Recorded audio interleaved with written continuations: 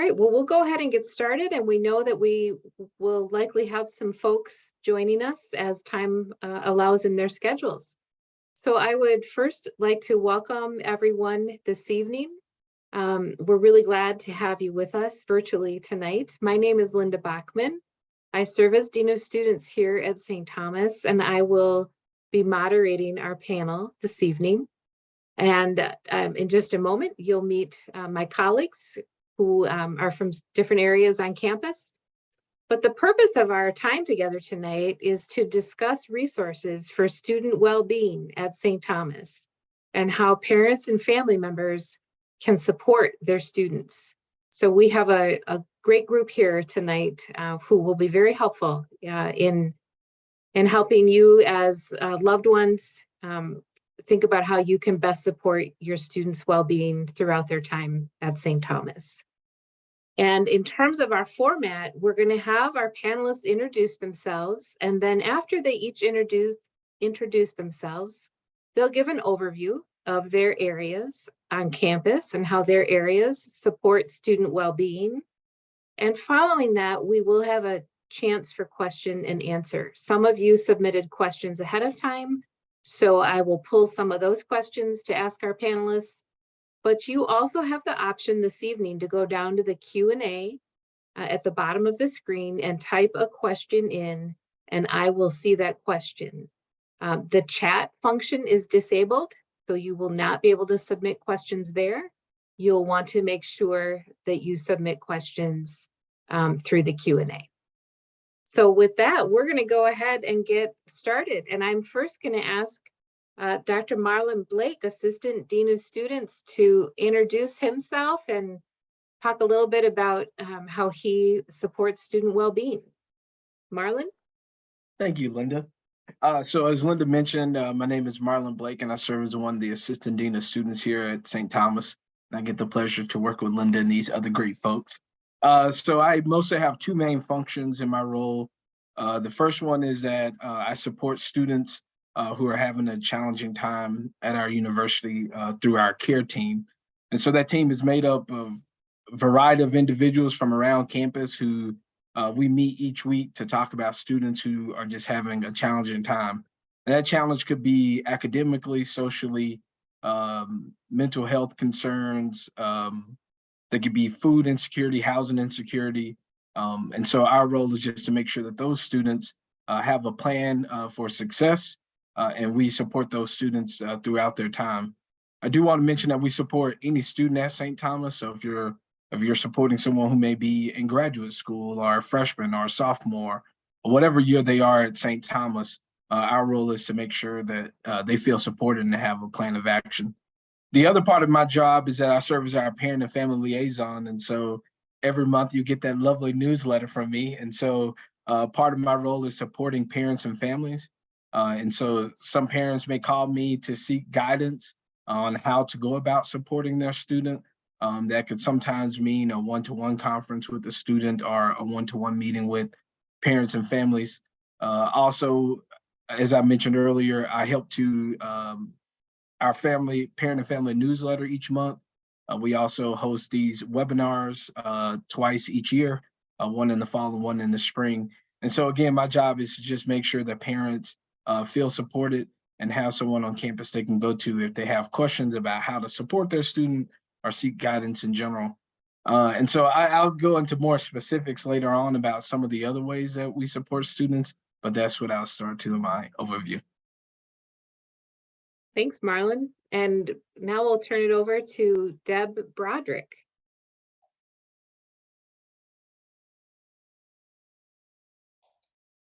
Deb, you're on. Deb, you're muted. So we're muted, and you told me not to do that. Hello. Thanks, Deb. My name is Dr. Deb Broderick. I'm a licensed psychologist, and I'm the Director of Counseling and Psychological Services, which is part of the Center for Wellbeing on campus. It's an integrated health center. We have more information about that. So Counseling and Psychological Services is the counseling center for St. Thomas students, undergraduate and graduate students. And we provide a variety of services, and we work very closely with the Dean of Students office particularly Linda and Marlon Blake. And I think we'll have more detailed information in a bit. So I'll save that. Thanks so much, Deb. And then we've got Melanie Tucker. Right. Hi, I'm Dr. Melanie Tucker, and I work with Deb over in the Center for Wellbeing, and I'm the Director of Health Promotion, Resilience, and Violence Prevention. And in our partner area, we focus on primary prevention. So our goal is to prevent problems from happening. We partner with lots of different departments on campus. We partner with Res Life, of course, the Dean of Students, academic counseling, to provide just education and workshops and different mind-body programs for our students. So yeah, thank you. Great. So I think if Deb and Melanie are ready, I think we'll let them go ahead and do a presentation on a little bit more in depth about the resources, the amazing resources in our Center for Wellbeing. So let's go ahead and kick that off. Great. I'm going to share my screen.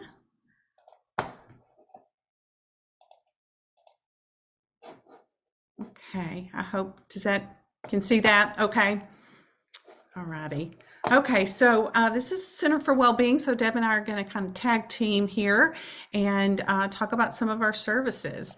So in the Center for Wellbeing, we have 3 partner areas, and we're going to talk about each of these. We're really going to focus on counseling and health promotion areas, but we have counseling and psychological services, which Deb will talk about. We have health services, which is our medical department, and then we have health promotion, resilience, and violence prevention.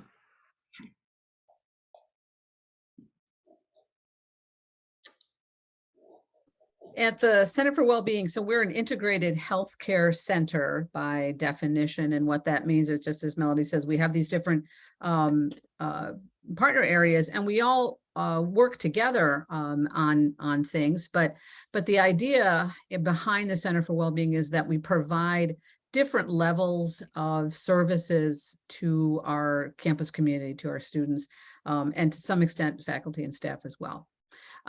But in terms of students, how we approach it, we use what's called a stepped care model. And that's a fairly common model on university and college campuses. And what that means is that we try to reach the broader audience at first, and then as problems or situations become more acute, then we move into higher levels of care. This helps us, is one of our really goals, as Melanie spoke to earlier, is really to provide resources and information and education to our students, as well as intervention, both physical and mental interventions to help our students. So we've kind of organized this in a way so that you can see how things kind of work for us. And so under promotion and prevention, we see health education, marketing, social media. Those are things that health promotion does. Violence prevention, immunizations, obviously that comes from our health services department, and that helps prevent illnesses. Health and mental health screenings are done, as some can be done as part of primary care, preventative care. CAPS stands for Counseling and Psychological Services. Students refer to us as CAPS, so we've kind of taken that on. We have drop-in hours, so those are crisis hours. That can be both prevention, and it can also be an intervention. So it has two duals. Affinity groups has to do with, we have some therapy groups and some kind of support type groups for particular populations of students, which I'll show you later. And then we move into that early intervention. So early on, we might be, people might be having some distress, adjustment to college, maybe some illness, maybe they need some, usually first and second year students need some information about coaching, how to keep themselves well, how to, improve their sleep, how to improve their time management, different workshops to do that. To some extent, group counseling is early. And then you can see as we move into more higher levels of care, both intervention for individual acute medical care, case management, And then crisis kind of goes way over the whole piece there. But these are some ways we support students who are having some acute and immediate kind of services, both in health services and in counseling. Mhm. Great, thank you. So just to talk, I wanted to, although we're not going to focus on health services so much, but I did want to put a slide in just to let you know that, so health services is our medical clinic, and our healthcare providers that we have a medical doctor, nurse practitioners, psychiatrist, dietitian, physical therapist, registered nurses. So we have a full array of healthcare providers there. So in the services, it can be from preventative care to a regular checkup to acute care. Let's say if your student is sick or something like that.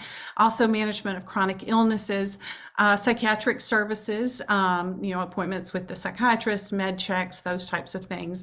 And even we have a laboratory where we do our blood work there, and we can do some minor surgeries or little medical surgical procedures there. Everything that we do in health services is billed to insurance. So that is that's the one area that does charge, or that does bill to insurance there. Okay. Now, next we'll move on to health promotion, resilience, and violence prevention. In our area here, we focus on primary prevention. So we want to prevent any kind of issues before they happen. So we focus a lot on education. That's one big thing that we do. But we also have a beautiful space. We're on the second floor of the Center for Wellbeing. We have a mind-body space.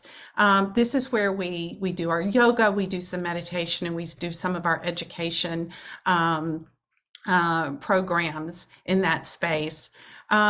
We also do educational workshops, and I'm going to talk about that just a little bit more. We have a certified peer health educator program where we have undergraduate students, and we bring them in and they complete a NASPA certification. That's to be a certified peer health educator, and they go out and they work with students on campus. So they're talking. So as part of our outreach, a lot of times a student will open up to another student a little easier than, say, someone that's older. So they're a vital part of our team.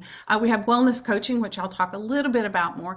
And also we're part of the first year experience. So if you're the first year students, their first semester take a class and about first year experience. And so that's a big part of what we do, and we're part of the assignment. So all of the first year students come into the Center for Wellbeing. They're introduced to all of our services, and they come up to our mind-body space. And so they know exactly what's the services that are provided to them.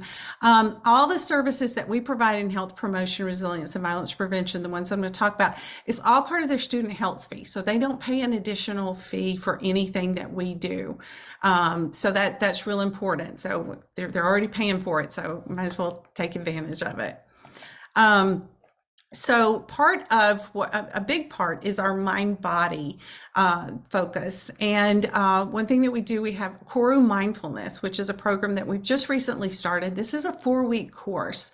So it's an hour and 15 minutes for 4 weeks, and students come together. We teach them about mindfulness, we teach them about meditation, and it's, and again, it is so powerful. We've seen students, it helps them improve their sleep, their focus in the classroom, lots of things like that. We also have yoga.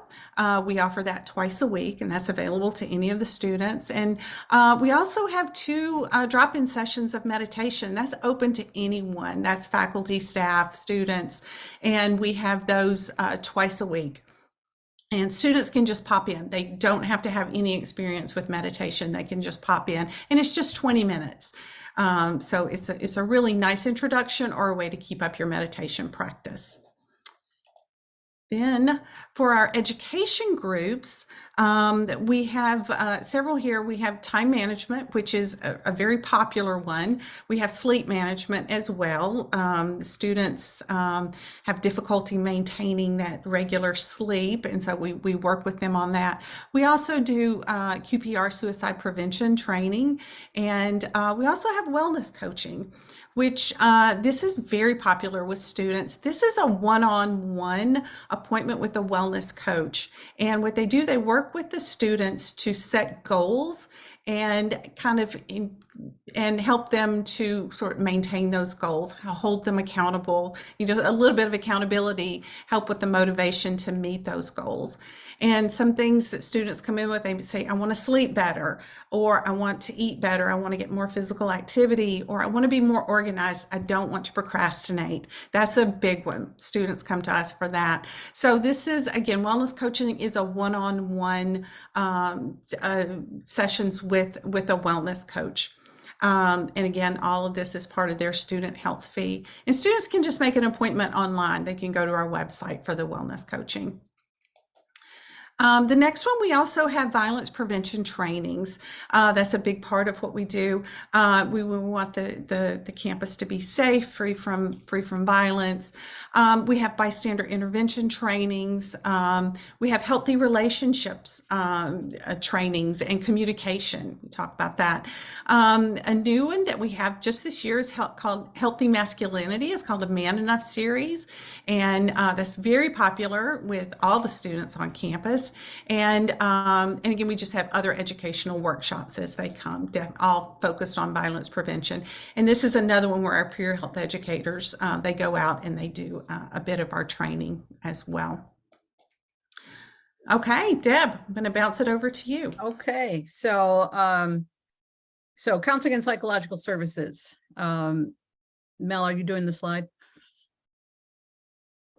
There we go. Okay, first of all, I wanted to share some of our staff just to get a snapshot of our staff, because part of counseling is establishing a relationship with counselors, whether it's one visit or whether it's 5 or 6 or 7 or beyond. And these are our core senior staff. These are our senior staff here. It's a combination of licensed psychologists and licensed master's level counselors. And so we have all of these folks. We have an office. Not only are we at the Center for Wellbeing on the St. Paul campus, but we have an office on the Minneapolis campus that focuses primarily on graduate students, and that's Laurel, who is in my lower right, is our Minneapolis campus, and she's an expert on graduate students. So wanted to give you those folks. In addition to these folks, every year we're also a training site for graduate doctoral level psychologists. And so every year we have 7 graduate interns, and these are doctoral level interns finishing their PhDs in psychology. And so they also help us provide services too. So total, we have a staff of 14 that are available to serve our campus community. These are a list of our services. So primarily what we are as a university-based counseling service is that we focus on short-term goal-oriented counseling. And many people want to know what that means. What that means is that every student that comes in, when a student wants to see has any kind of counseling service, they start with a 30-minute initial appointment, and they meet with a counselor, and we kind of get a general idea of what they're coming in for, look at some symptoms, do risk assessment and that sort of piece. And then together the counselor and the student decide what is the best treatment intervention that's necessary. So short-term goal-oriented refers to, it's like, here's what I'm just in distress about, or here's what I'm struggling with. And we make a treatment plan for that. And sometimes that's 3 sessions, 5 sessions, 10. It really just depends. Sometimes it's about referral out to the community, depend on what the services are. And then we revisit that treatment plan as we go along. And so So the average number of students, and I've been at the university, I'm in my 19th year, and the average number of sessions that students have, individual sessions, still is 7 to 8. That doesn't mean that students come in for less or stay longer, but that's generally what they're looking for. College students are very much concerned with like, what is happening for me right now? And once that distress is alleviated and they feel like they've got tools and strategies, they're ready to take a break and go out into the world and try it. And that's our goal. We offer individual and group counseling. We have a number of group counselings, and I'll show you those in a minute. We have crisis drop-in hours Monday through Friday, 2 to 4 p.m. And students don't need an appointment. They can just come in and talk to a counselor at any level. And crisis that's subjective. They decide what they're in crisis about. This is not everyone that shows up for crisis is at a very high risk. We also offer 24/7 phone counseling. Students make use of this generally after hours, but this again can be anything that the student might need some extra support for. We run several mental health workshops. One is called Anxiety Toolbox, which I'll show you in a bit. And then we also focus on substance use education, prevention, and assessment. And we work with Melanie's area here on this. We have a counselor dedicated to this prevention and education for students. We can do some basic assessments and do some counseling for students on that. We do a lot of outreach programming. We get requests from residence halls, from faculty, from the Dean of Students Office, from all our student affairs partners to do outreach programming. We also partner with health promotions to do some outreach programming so that we're involved in that preventative part of taking care of emotional well-being. And we also provide consultation to faculty, staff, and families. So this is important for those of you who are family members who are here, that if any family member is concerned about a student and has some concerns, you can contact the Center for Wellbeing and ask to speak to one of the counselors, and they'll be happy to consult with you about how best to help your student. So I want to talk a bit, kind of focus in on our group counseling, because at CAPS, we really look at group counseling as a primary intervention for college students, and the research therapy, the research supports that about it being a really primary intervention for college students. College students do really well when they're focused with their peers and they learn from their peers. They gain a lot of knowledge about themselves and about others and how they function interpersonally. And we usually run 3 therapy groups a semester, somewhere between 8 and 10 students.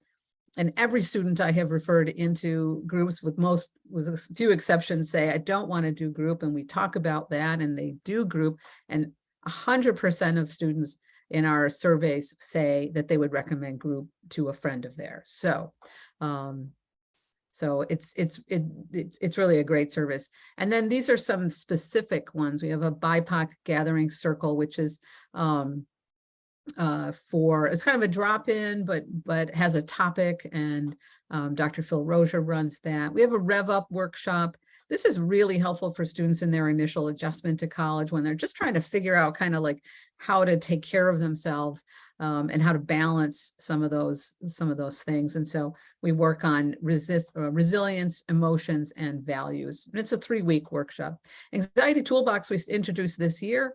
It's growing in popularity with undergrad students. It's a 4-week strategy-based workshop on how to manage anxiety. We also run a self-compassion workshop that helps kind of reduce negative self-talk.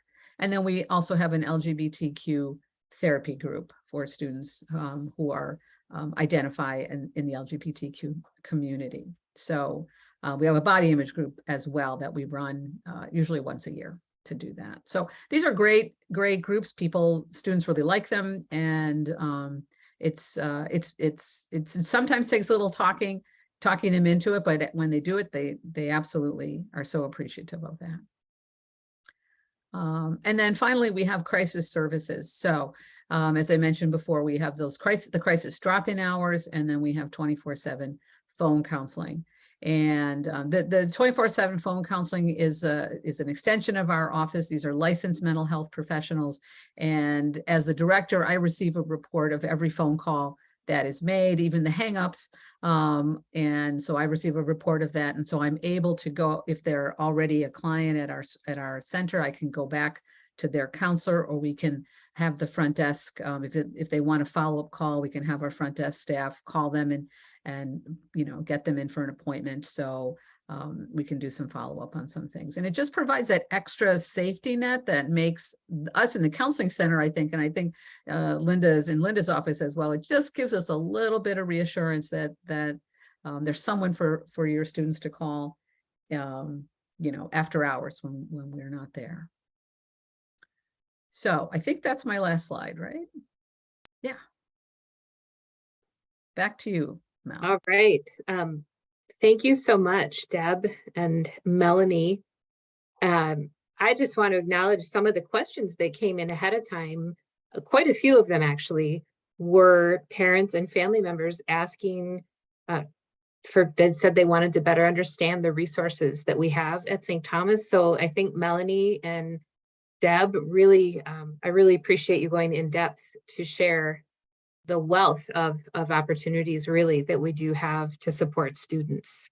And we're really appreciative of the expertise and the great work happening in our Center for Wellbeing. I do want to also now turn over to Marlon Blake. Marlon, if you want to share a little bit more about your role in chairing the care team and how we work to support student well-being in the Dean of Students office.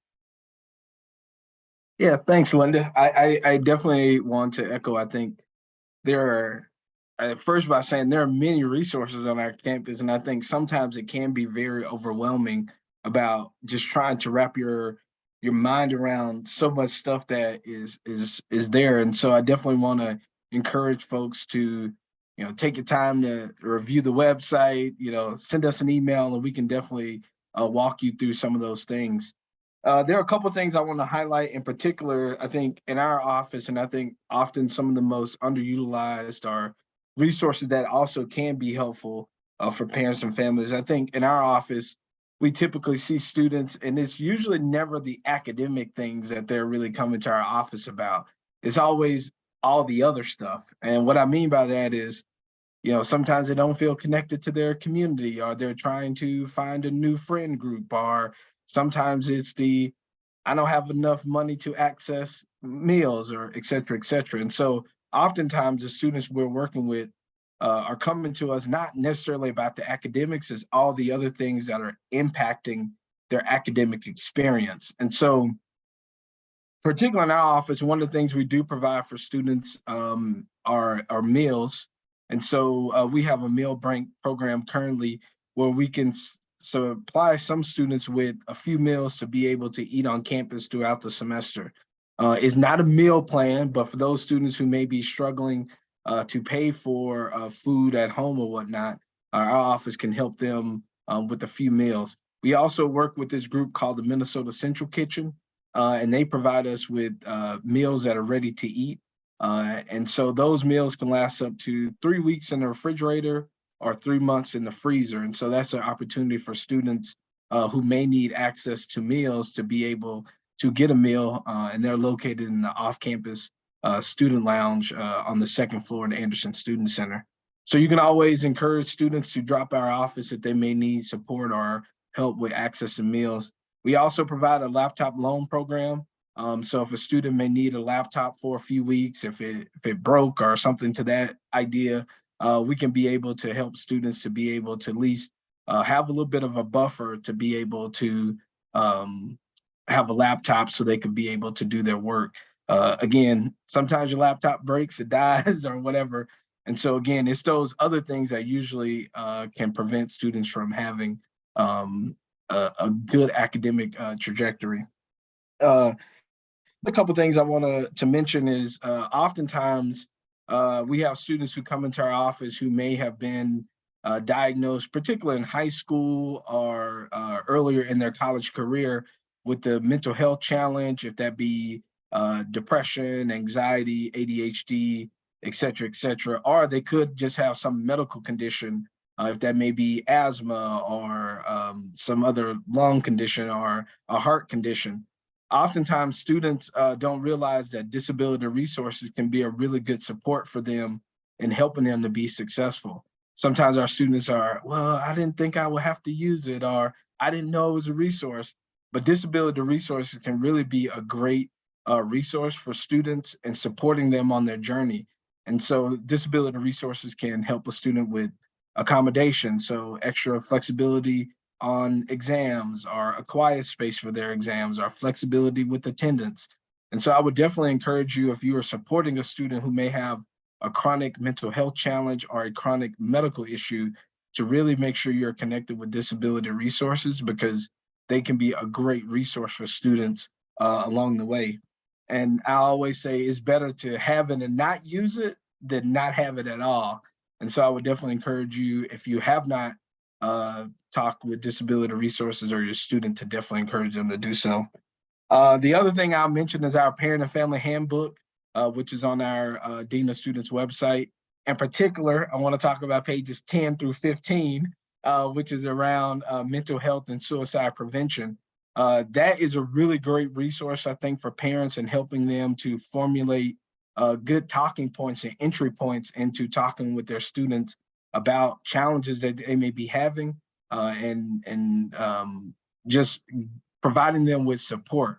And so the Parent and Family Handbook also has other things around alcohol and other things, but it's a great resource, I think, for parents to be able to go back to be able to get good starter questions, or at least to remember some of these resources we're talking about along the way. And then the last thing I'll say is just the academic calendar. I think that is a resource that isn't often used. I mean, the academic calendar has all the dates that you need to know about St. Thomas, when the bill is due, the last day to withdraw. Because again, it's always the other things, I think, that get students into these kind of places where they don't feel like someone can support them. And so I would definitely encourage folks to utilize the academic calendar, because it can be a great way to help you, to help your student to remind them of important dates or things that may be coming up along the way around registration, or having to withdraw from a class, or if they're thinking about registering for summer school, or for you to know when finals is or when midterms exist. Those things can be really good resources to be able to support your student.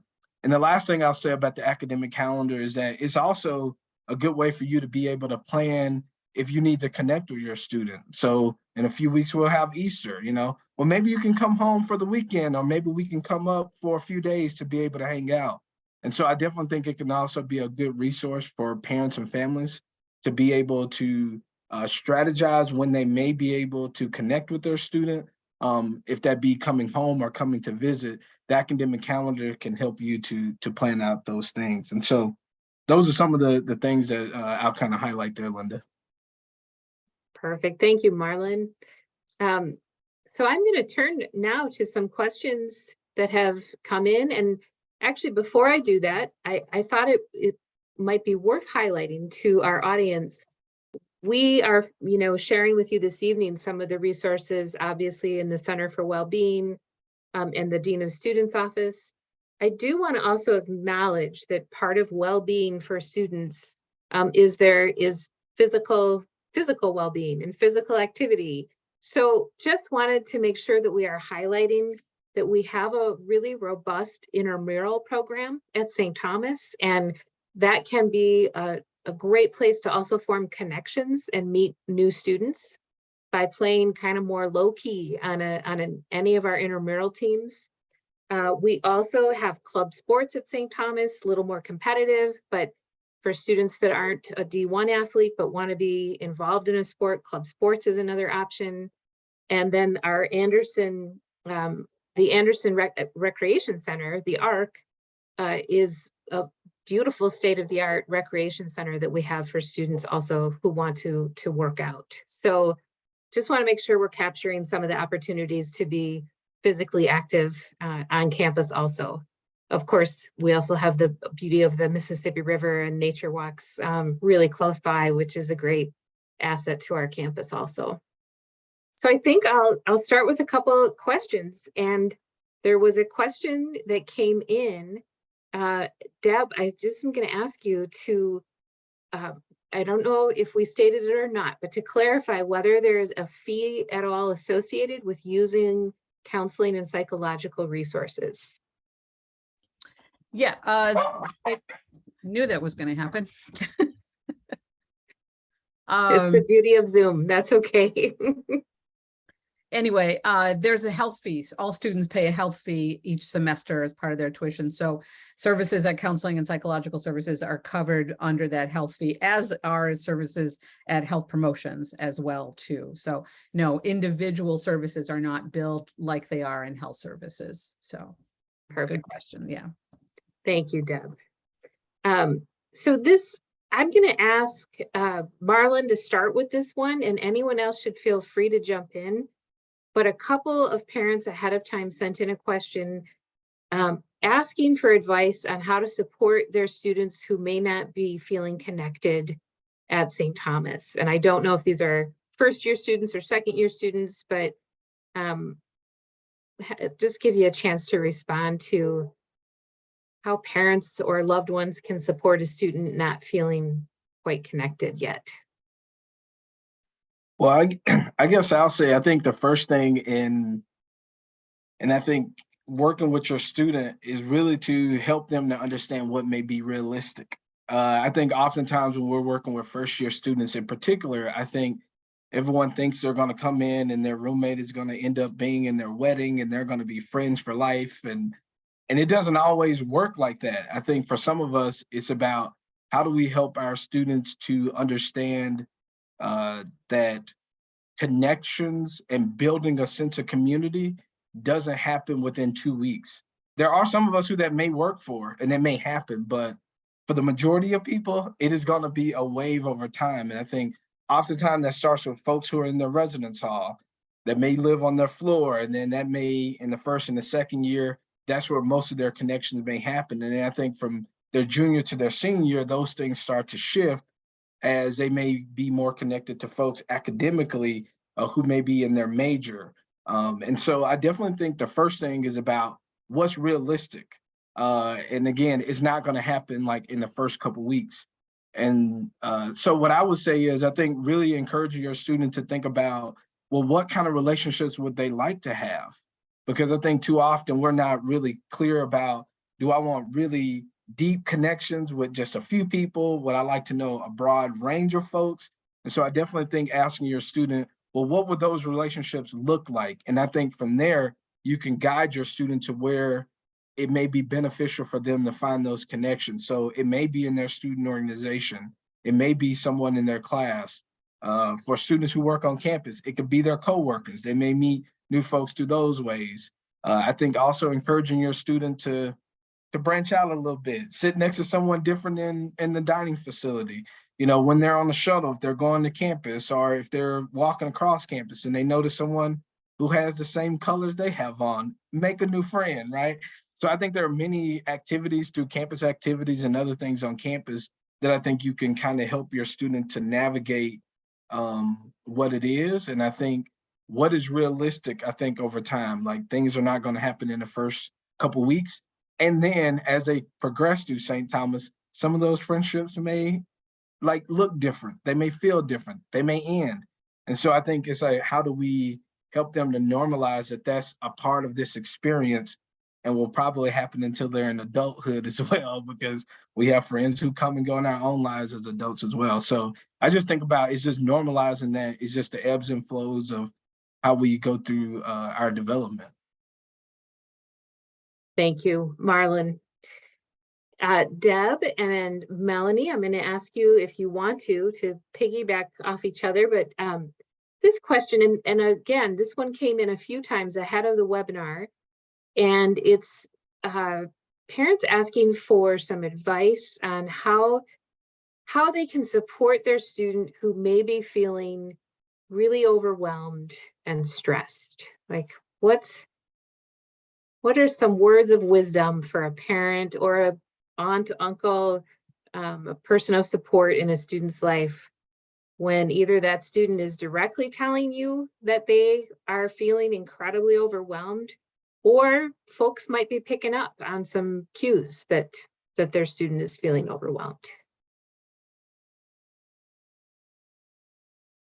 Well, I'll jump in first. My best advice is you love this student, and it's difficult to see a student feel in distress.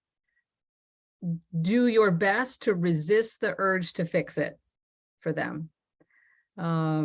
So start with that. Start with taking a breath and resisting the urge to fix it. Feeling overwhelmed and feeling stressed is part of college. It's part of life, as we all know. It doesn't go away when we finish school.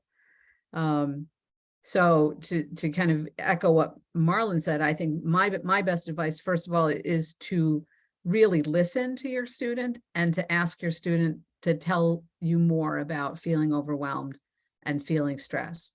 What's causing the feelings of being overwhelmed? What's causing the stress? What exactly is happening there? And just to really allow your students some space to talk about that. And again, you can provide empathy. Obviously you want to be compassionate, but try to resist the urge to fix that and to find, and to also to kind of throw a bunch of solutions at your student, because they're already feeling overwhelmed. And if you throw a bunch of things, they're going to feel more overwhelmed by it. But kind of find out what's happening. And then, your student well. How did the student manage stress and anxiety and feeling overwhelmed when they were in middle school or grade school or high school? How did they do it? And help them remind them how they manage some of those things. And then also sort of, again, normalize that this is an experience that sometimes life is very overwhelming and stressful. And then once they've kind of talked about that and kind of put all of that out there, and you normalize that, and you say, yeah, that's really happening, and I see that, then you can start saying, all right, well, let's look at maybe how this is telling you something. This is telling you that something is too much. So let's start looking at some ways that you can maybe manage this or help yourself do that. That's how I would say. So Mel, what do you want to?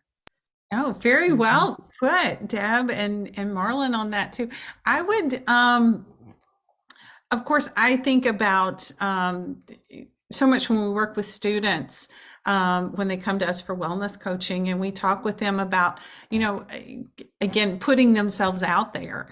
Sometimes you do have to kind of move outside your safe zone into your growth zone a little bit. And it's awkward, and especially for those of us who aren't very social anyway.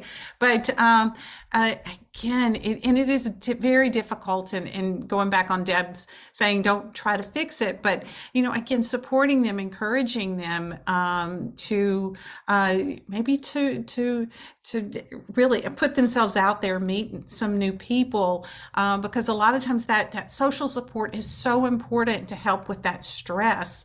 Because if you've got a good friend, that can really turn around the stress. You can help put the stress in a different perspective, and especially so having that social support is so important. So I would encourage that in a gentle way. Yeah, I think students, college students now feel so much pressure to do everything. And particularly if they come in first year, the message they get is try everything. Well, okay, but help them understand that they can't do everything. And they've got 4 years, hopefully just 4 years, to try all these different things. And like, I think, Marlon brought up a good point. It's like, sit down and go, okay, what are you doing because you love, or what are you doing because you feel like you have to? And so that can kind of reduce those feelings of being overwhelmed as well too. Really helpful advice. Thank you, all of you. I do want to remind our audience that if you have a question that hasn't been addressed, you are welcome to submit a question through the Q&A function at the bottom of your screen. We are only going to go for a couple more minutes here. So if you do have a question that hasn't been answered, I really encourage you to submit that. I think our panelists have addressed really most all of the questions that came in ahead of time. There was a question, someone did ask if is there anything different for out-of-state students, you know, in terms of, and I think, Deb, you've addressed in terms of accessing resources, there's nothing different for out-of-state students, right? The only difference might be is when they're in St. Paul and on campus, the services are all the same. We do a combination. We do almost a little more than 50% of our work is in person, but a fair amount of students like to do online as well. But if a student is not physically located in Minnesota due to limitations of our licensing in Minnesota, we can't provide counseling if the student is back home in Colorado or even Wisconsin, you know, or Illinois. So, and we're aware of that. And so we can make some contingency plans with students. So that's the only limitation that I would say. And with our services, we can do, even if a student is, say, back home in California, we can still, with our area, we can still do virtual services, our wellness coaching, all of that, our groups, anything that's virtual, they can participate in. So we're very different than the counseling piece on that. Good point. Thank you for highlighting that, Melanie. Great. Well, I'm going to ask our panelists if you have any final thoughts that you would want to leave folks with tonight as we contemplate the topic of student well-being. I think you've offered a really great overview of resources on campus, some practical advice on how to be there for your student without trying to fix everything for your student, which I know as a parent of a senior in college and a senior in high school, I can appreciate that urge. It's good to name it and to acknowledge it, I think. So thank you. So I'll just open it up if any of you have any final thoughts you want to share. Yeah, Linda, I'll say a couple of things. I think one, I know we always bring it up, but tuition insurance is always a beautiful thing to at least explore. Just quickly, tuition insurance is through a third party that we work with that provides reimbursement of tuition and fees and room and board if a student needed to withdraw from all of their classes due to some medical concern, and mental health falls into that. And I think oftentimes, this is a line from Linda, we work with a lot of parents and families who unfortunately don't have tuition insurance and they incur a lot of costs. So I would definitely say if your student has, again, some of those chronic things, or you have noticed that they are, you know, not feeling as well as they used to be, or you can see it coming, right? I definitely think exploring tuition insurance, that's through our business office from there. But I definitely want to reiterate, I think, to the point that was made earlier about my advice is that when your student is coming to you, is just be very thoughtful about your conversation. And so I definitely think encouraging folks to maybe practice or have their line written out beforehand and really honoring their student. And again, pages 10 through 15 in the Parent and Family Handbook gives some really good resources, because I do think students often go to their family members first when things are not going well. It's not usually to anyone on campus. And so I definitely think parents and families are the first folks to know that. And so I think you have to be our first, like, kind of line of defense in this. And so I definitely think understanding what resources we do have and planning out, like, so I noticed you said that you were feeling stressed. What have you done to maybe be less stressed, right? Or, you know, you can probably say in a very more beautiful way than what I just said it, but I definitely understanding and knowing our resources will be important. And I think sometimes, especially with the beauty of Zoom, sometimes get on Zoom and look at it together. Like, okay, well, here are the resources that are on campus. And so I definitely think being thoughtful about what you're going to say to your student, like being willing to hop on Zoom or FaceTime with them to be able to walk through it together. And then I think the last thing I'll say quickly is that I would encourage folks to have like very, it doesn't have to be every day, but I definitely think like a constant check-in. Like, I think those checking in are really good for parents and families to say, well, let's chat every Thursday, or my mother and I still chat every Wednesday. And I set that up when I was in college, and we still chat on Wednesday to this day. And it's just, we know we'll talk on Wednesday and we'll go through what we talked about last week to the new week, etc. So I definitely think having like a really good check-in time that works for you and your family can definitely help you to like stay on track, or to be like, okay, so last week you said you were feeling a little down. How you feeling this week? So that you can kind of work with your student throughout some time. So just super thoughtful conversations and good check-ins, I think, can go a long way. Thank you, Marlon. I think that was probably a good note to wrap up on. So with that, we just want to thank everyone for joining us this evening. And please know that you are welcome to reach out to any of us individually. We're not hard to find if you go onto the St. Thomas webpage and go to the Dean of Students page, or to the Center for Wellbeing webpage, and you should be able to easily find our emails and our phone numbers. And we always welcome those conversations. So thank you again for joining us this evening. And I hope that the rest of the week is good to everybody. Take good care.